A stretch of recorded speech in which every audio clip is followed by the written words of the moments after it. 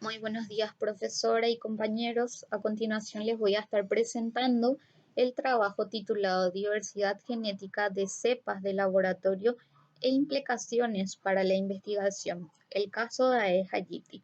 Este trabajo fue publicado en la revista PLOS ONE en diciembre del año 2019 por un equipo de investigación de la Universidad de Yale. De introducción, sabemos que en la naturaleza los organismos viven en entornos que son muy complejos, por lo cual se pueden dificultar bastante controlar los parámetros físicos y biológicos. Para poder obviar este problema, se puede llevar a los individuos de estudio al laboratorio, en donde muchas veces la mayoría de las variables se pueden controlar y a su vez manipular. Los individuos que son criados en el laboratorio ofrecen ventajas adicionales, como por ejemplo la disponibilidad de un suministro ilimitado de individuos de diferente sexo y edad, y un fondo genético que puede ser relativamente homogéneo, lo cual va a reducir la variabilidad de los resultados de una investigación. A menudo, las colonias de laboratorio se convierten en cepas de referencia para los estudios y son distribuidos entre los laboratorios o se comercializan para su uso como estándares que generalmente implican condiciones ambientales óptimas, alimentos suficientes y el fácil acceso a las parejas y métodos de propagación específicos. Por otra parte, cada vez que una cepa de referencia se mueve de un laboratorio a otro, se enfrenta a varios inconvenientes o a cuestiones nuevas, como por ejemplo los cuellos de botella, el régimen de alimentación que puede fluctuar o exactamente las fluctuaciones de temperatura. Por lo tanto, los mismos individuos tenderán a alejarse de la fuente original. Aedes aegypti, en este contexto, ¿verdad? Aedes aegypti es un mosquito ampliamente estudiado en el laboratorio. Es el modelo más popular para los artrópodos vectores de enfermedades, debido a su fácil cría y manipulación. Estas cepas establecidas se han utilizado para miles de estudios. Por un lado tenemos a la cepa Rockefeller, que es probablemente la cepa más utilizada y su origen se remonta hace más de 100 años. A su vez tenemos a la cepa de Liverpool, que se utilizó para generar toda la secuencia del genoma que ahora se utiliza como genoma de referencia para esta especie. Esta última cepa se había recolectado en África, o sea, se colectó en África y se ha mantenido en Liverpool desde el año 1936 aproximadamente. En este trabajo tuvieron como objetivo principal determinar la diversidad genética de las cepas de laboratorio de Aedes aegypti en comparación con las que ahora se encuentran en las poblaciones naturales. Para ello se hicieron los siguientes supuestos. ¿Cómo se comparan genéticamente las cepas comunes de laboratorio con las poblaciones naturales? Es diferente el nivel de diversidad en las cepas de laboratorio en comparación con las cepas de campo, y las accesiones de diferentes laboratorios de la presunta misma cepa van a tender o no a diferir genéticamente. Emplearon la siguiente metodología. Primeramente, utilizaron dos marcadores en este estudio. Por un lado, utilizaron 1423 mosquitos para el análisis del 12 los y microsatélites. A su vez, 320 mosquitos para poder realizar el análisis de un panel de 25.000 SNPs. Luego realizaron la comparación de la línea celular a AG2, que fue proveniente de 5 laboratorios. También, por otro lado, tenemos a las cepas de laboratorio que utilizaron, en donde se pueden observar las más comunes, que son las de Nueva Orleans, las cepas Rockefeller, las cepas de Liverpool y por último, cabe mencionar que en este trabajo utilizaron una colonia bastante nueva, de aproximadamente 8 años que se está colonizando el laboratorio de Vietnam, en donde tenemos a una población de Ho Chi Minh y por otro lado tenemos a una población de Hanoi. Ya como procedimiento, primeramente se realizó la incubación de huevos, luego la obtención de adultos, a continuación se realizó la extracción de ADN, su posterior amplificación de microsatélites y por último el genotipado de los SNPs.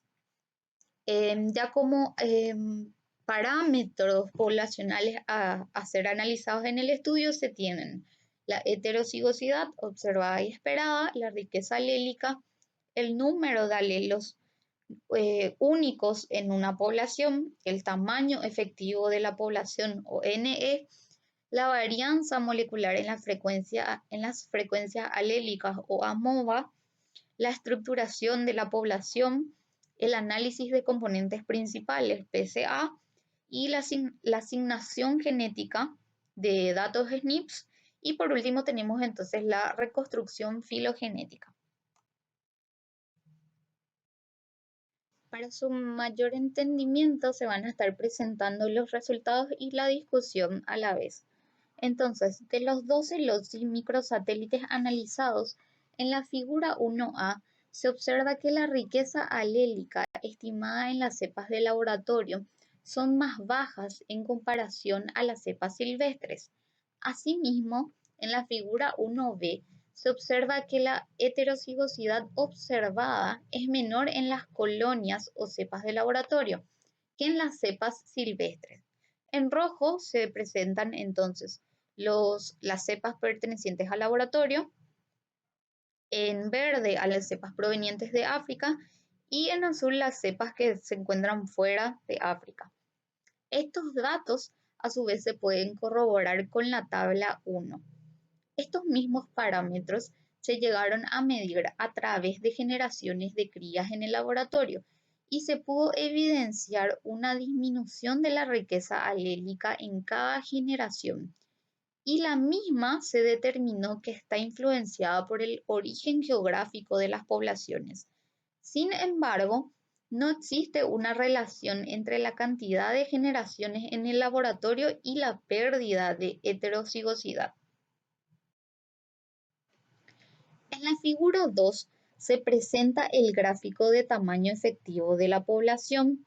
En la misma se puede observar una reducción a través de las generaciones. En la figura 2A se estimó el tamaño efectivo de la población NE a partir de una sola muestra de las poblaciones silvestres, en vez de muestrear esa población varias veces. A esto lo vamos a estar llamando análisis de filiales como una única población. Luego se volvió a estimar este parámetro en la figura 2B, pero a partir de las muestras temporales de las cepas silvestres, con 3 opciones para calcular la varianza.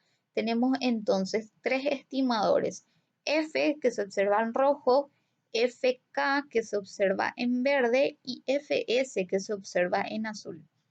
En este segundo contexto lo vamos a llamar análisis de pares de poblaciones. En ambas figuras, las líneas punteadas son la media aritmética y las rayas estarían siendo la media armónica. Estos datos sugieren que el tamaño efectivo se ve afectado por las generaciones pasadas en el laboratorio y no por la población geográfica de origen, con un tamaño efectivo poblacional mayor al de la colonización. Tomados en conjunto, estos datos apuntan a una pérdida significativa y rápida de los alelos salvajes en la colonización en laboratorio.